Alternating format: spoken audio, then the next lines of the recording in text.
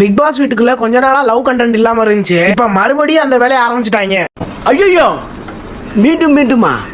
என்னன்னா இந்த எஃப்ஜே வியானாவை கூப்பிட்டு ஷர்ட் நல்லா இருக்குமா, அந்த ஷர்ட்டுக்கு செயின் போட்டா நல்லா இருக்குமான்னு கேட்கறதுல இருந்து அதுக்கு இவங்க எஃப்ஜே அண்ணாவை அழகா இருக்குன்னு வேற சொல்லிடுறாங்க. செயின் எதுவுமே வேண்டாம்ல, எஃப்ஜே அண்ணாவா அழகு தெரிஞ்சுக்கிட்டியா? இப்படி எல்லாம் பேசிட்டு டாஸ்க்ல போற சாங்ஸ்க்கு இவங்க ரியாக்ஷன் பண்ணிக்கிட்டாங்க எஃப்ஜே பார்த்து.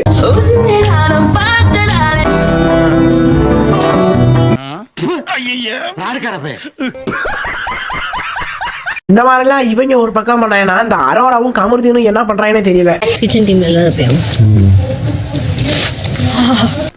இவங்க என்ன ரகம்னே தெரியலையே.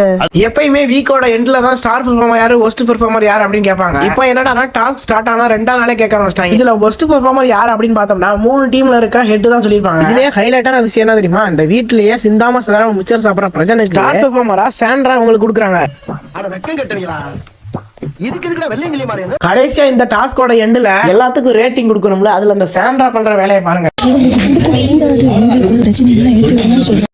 ஆனா எவ்வளவு வன்மம் உள்ள இருக்குன்றத தெரியுதுடா இதுல இருந்து. ஒரு பைத்தியக்கார பைலட் அந்த நாடு மக்களும் மாட்டிட்டு படுற பாடு.